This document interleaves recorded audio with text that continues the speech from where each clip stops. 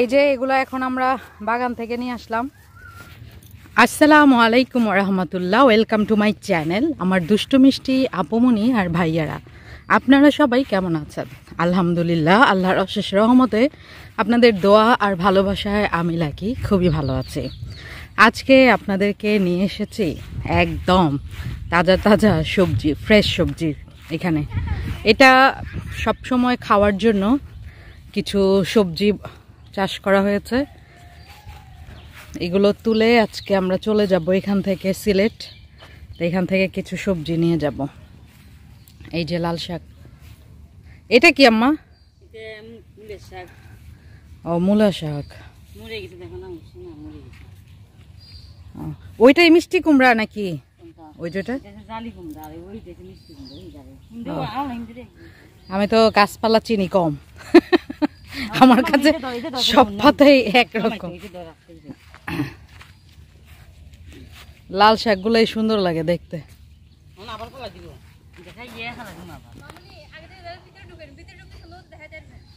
ভিতরে ঢুকুম? বাবার বাবা ঝুঁক নাই, ঝুঁক। তা আমি এখন ভিতরে যাব ইন্টারন্যাশনাল গেট দিয়ে। এই যে গরু রাখে ফেলে দেখে এটা দিয়ে রেখেছে এমন। এই যে লাল শাক,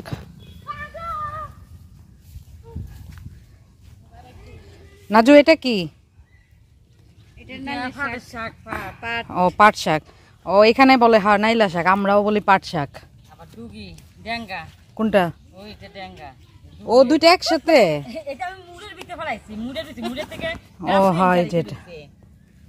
ও ডাঙ্গা তো সুন্দরই হয়েছে।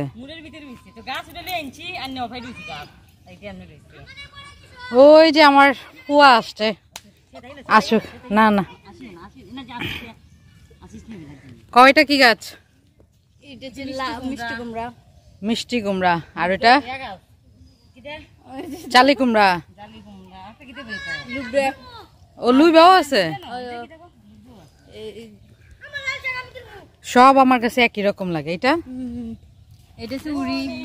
ও শিম। ও পুঁই শাকও তো আছে মাশাআল্লাহ। অল্প জায়গায় অল্প অল্প করে সবকিছুই একটা। এটা হইতাছে ইন্টারন্যাশনাল ক্ষেত, সবজি ক্ষেত, সবকিছু একসাথে। চুকা পাতা টক রান্না করার সিলেটি গো। কচু লতা। ওই যে হ্যাঁ এগুলা কচু গাছ, এটা চিনি।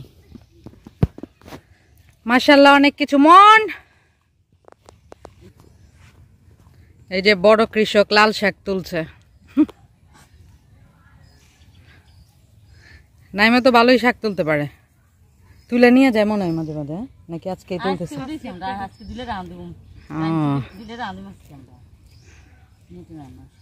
আমাদের গার্ল ফার্মার।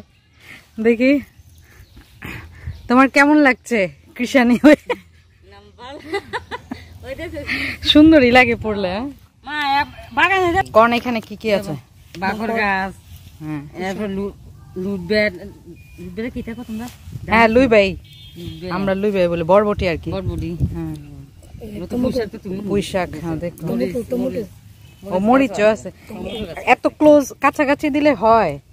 ও হইতেছে তো সুন্দর। এইটা হচ্ছে চালা, এটা বায়া বায়া উপরে উঠবে।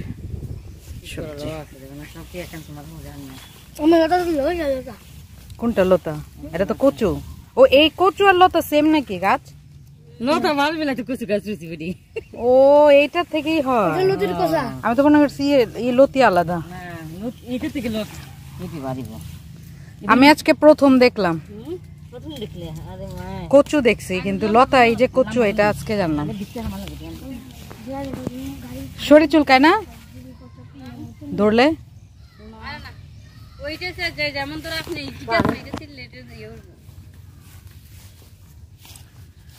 খাঁচি দিয়ে কাটা হচ্ছে। এগুলা তো সার মার ছাড়া একদম ফ্রেশ, খেতে অন্যরকম স্বাদ। এই যে লতি, আমার উনি খুবই পছন্দের লতি, নিজেদের গাছের লতি খাবে এবার। লতি পাইলে আর কিছুই লাগে না, কাঁঠাল বিচি দিয়ে লতি। আপনার পোলার, আমি তো যা দেখতেছি আমার কাছে সবকিছু একই রকম লাগতেছে, কারণ আমি কিছুই চিনি না। এখানে মুখী, মুখী তো মাটির নিচে হয় না? ও, মুখীও আছে মাশাআল্লাহ। দেখো আমরা কত কিছু নিচ্ছি, পারছি সবকিছু। আর মোহ দেখেছো, কৃষক হয়ে গিয়েছে। এটা হচ্ছে কালো কচু, আমি তো মনে করছি গাছ মনে মরে টরে গেছে, এই জন্যই কালার। কোনটা খায় এটা? ও, কচুর সাইডটাই খায়, কালো কচু। এটা হচ্ছে স্পেশাল একটা গাছ, কারণ এটা হইতেছে মোহর পাপার হাতের বেগুন গাছ। এটা বড় হইব, এটা কি লতার মতো ছাড়ে না, এমনি বড় হইব? আর তারপরে এই ধরবো, বেগুন ধরবো।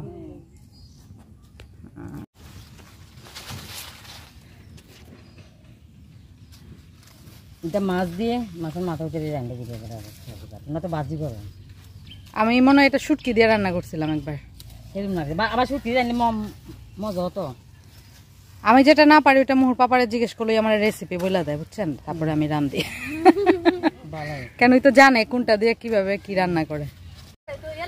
আমাদের পেয়ারা গাছ থেকে পেয়ারা পাড়া হচ্ছে। এই যে এগুলো এখন আমরা বাগান থেকে নিয়ে আসলাম, অল্প অল্প করে নিয়েছি, কারণ টাটকা জিনিস টাটকা টাটকা খেতেই ভালো লাগে। এই যে আমাদের গাছের, হ্যাঁ পারেন, এই শক্তই খামন, ওই পাকা খাই না আমি, পাকা খাই আপনার পোলায়। এটা আমাদের গাছের মোহর পাপা লাগিয়েছেন আম্মা? হ্যাঁ, মোহর পাপা লাগিয়েছে। এটা আমার ফেভারিট ফল, আঙ্গুর আর পেয়ারা।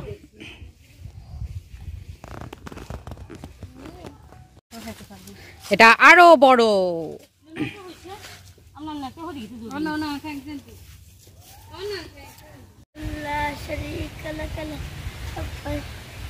সুন্দর একটা বিকেল, অনেক সুন্দর। আকাশে অনেক মেঘ, বাতাস ছেড়েছে। এতক্ষণ অনেক গরম ছিল, মানে এত আরাম লাগছে এখন। উপস মন্ড,